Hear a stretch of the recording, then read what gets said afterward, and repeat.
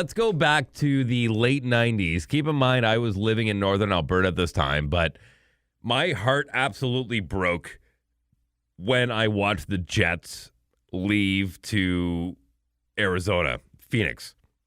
Absolutely broke. It was one less Canadian team. And keep in mind, I was one of those kids that kept all of their hockey cards in a large stack with elastics around it, and I alphabetized them.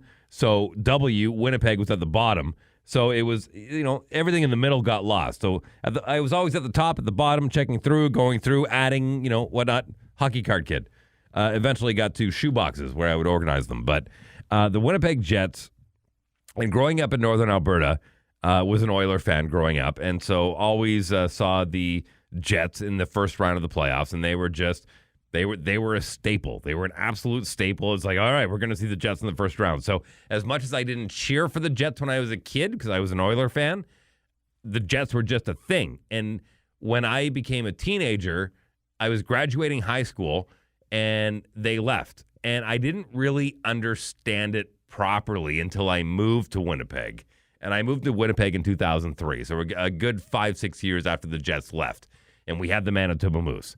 And I worked with the Manitoba Moose. I went to the old Winnipeg Arena before what is now Canada Life Center was built in downtown Winnipeg in the old footprint of the Bay Building, or the Sears Building. Eaton Center, Sears? no?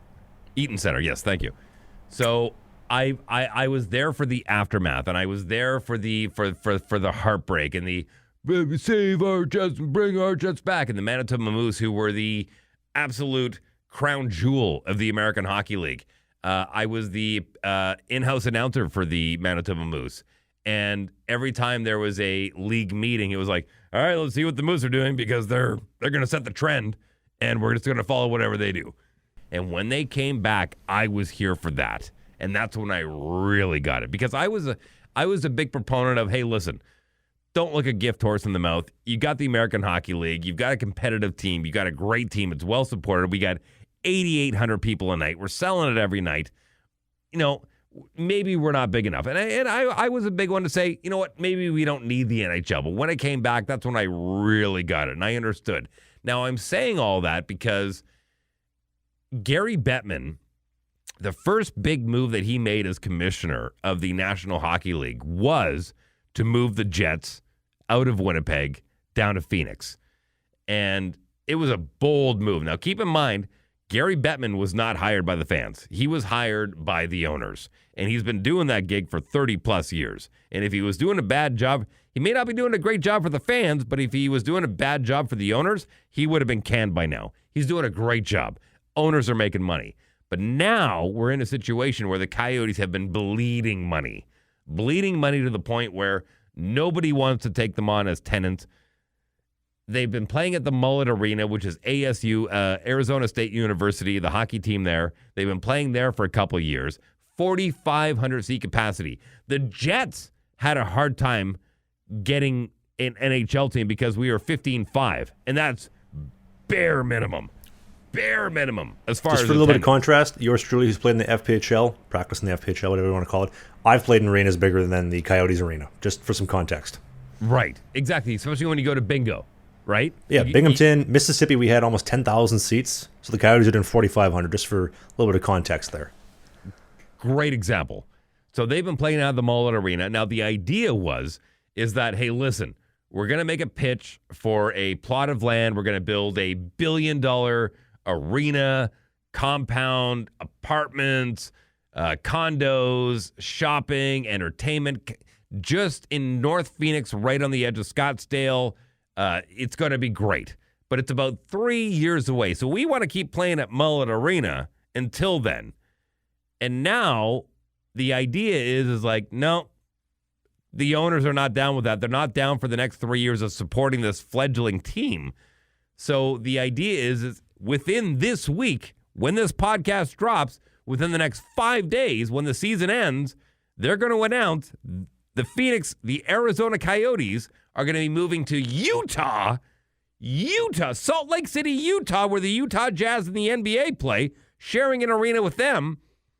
And here's the messed up part.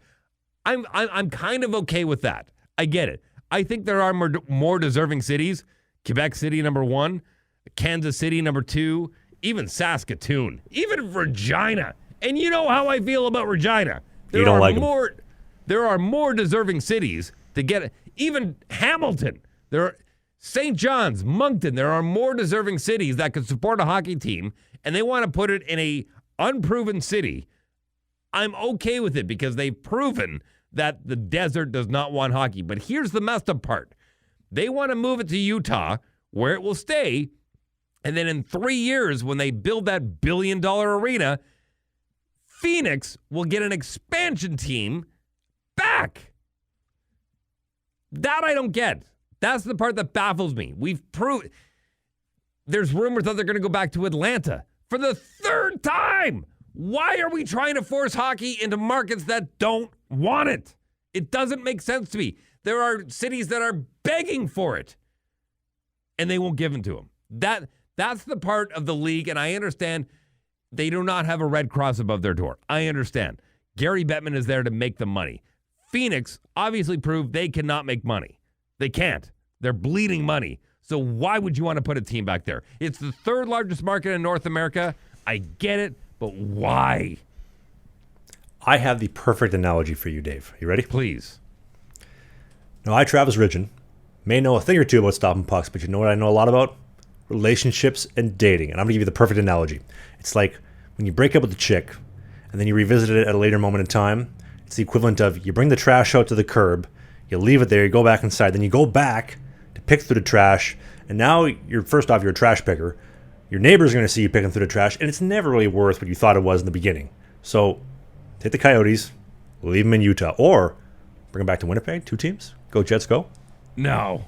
Listen, we got the Jets, we got the Manitoba Moose, who are still fairly well supported. I would like to see more bums in the seats for the Moose, and I'm guilty. I even said, you know what? Even though the Jets are back, I'm still going to support the Moose. I have been to I can use one hand for the amount of games that I've been to for the Manitoba Moose since the Jets have been back, and I'm embarrassed by that. But I report on their scores every morning whenever I can on my radio show on Energy 106, and I think if you put a team in Hamilton, the Buffalo Sabres would cease to exist because you got a lot of people traveling over that border. The majority of the Buffalo Sabres fans are Hamilton people. I think there are more deserving cities than Utah. I really do. And I can think of a handful of them. I'll be honest with you. I didn't think Vegas would work, but it works because they have a competitive team. I knew Seattle would work. I did. But I think there are other teams that are more deserving, or other cities that are more deserving than Utah. You know what's interesting? Some of the teams that, at least the last team that I played for, with us having 9,000, almost 10,000 seats, you, in theory, would have a bigger market there for an NHL team than there was for that league. What do you mean? So, when I was playing for the Seawolves, right, we had a capacity for 9, almost 10,000 people, and there would be nights where they would get close to 7, 8, 9,000 seats, 9,000 people in the seats, compared to the Coyotes, where when they had a full capacity arena, they're struggling to do 5 or 6. You see what I'm saying? So if you take those fans, put them in an NHL arena, you get more fans in that small town of, I don't know how many thousands of people compared to how many millions in Phoenix or any of the other markets that they've tried, like Atlanta. Hey, if you enjoyed this video, hit the subscribe button. We do a new podcast every single Sunday during the season called Sling the Biscuit. It is a non-mainstream hockey podcast, so we talk about my hockey career, the minor pros, Spain, the Fed, you name it, all the stuff that you won't hear in the mainstream news. Music, pop culture, politics, a little bit. Thanks for watching this video, and we'll see you soon.